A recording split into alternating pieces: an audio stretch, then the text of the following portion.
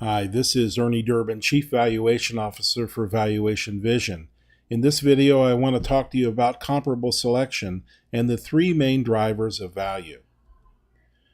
The three main drivers include proximity, similarity, date of sale, and the subset of all three of these is the ideal comparable. First, let's talk about proximity. Properties closest in proximity to the subject are always preferred. These properties will share the same locational influences.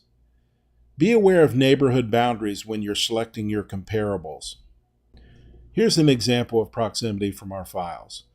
This agent provided a BPO with listings and sales that appear to be in close proximity. But when we superimpose these blue lines over major thoroughfares in the area, you can see that most of the comparables were selected from an area that is closer to that major highway indicated as a dotted line on the map. These properties backed up to commercial properties and were really distinctly different in terms of location, even though they were similar in other respects. When we superimpose sales that were available to the agent, you can see that there were numerous listings and sales that occurred right within the block around the subject property. These properties would share the same locational influences and in this case resulted in a broker price opinion that was significantly higher because they didn't share the negative influences from the comparables selected directly east of the property. Now let's talk about similarity. Properties that are similar in design appeal to the same buyers. When similar design is not available, look for similar utility, for instance, the same bedroom or bathroom count or square footage.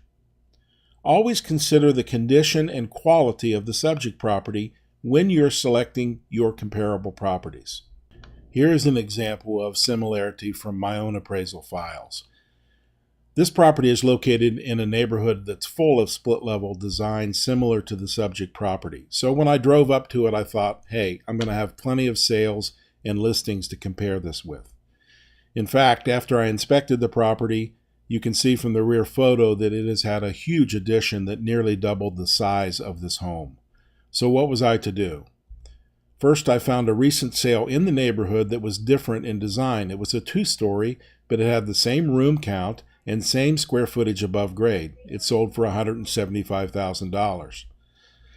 Next, I found a recent sale in the neighborhood that is typical of split-level size, and it sold for $156,000.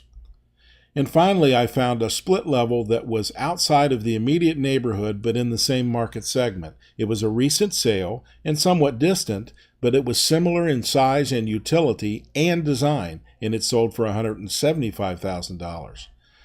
Clearly, I reconciled the value of our subject property to $175,000.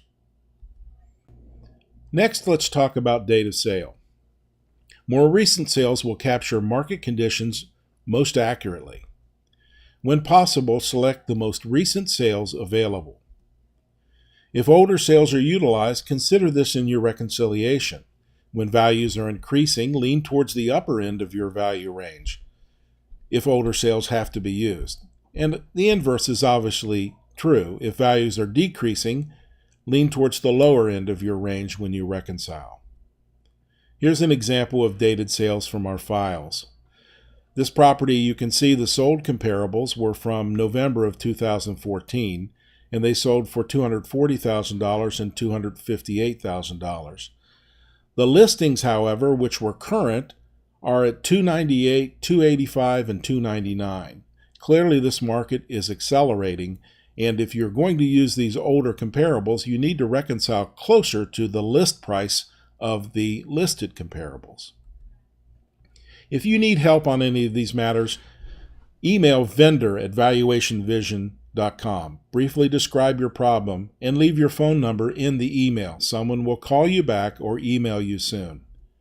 Thanks for taking a few minutes to talk about the three main drivers of value and comparable selection.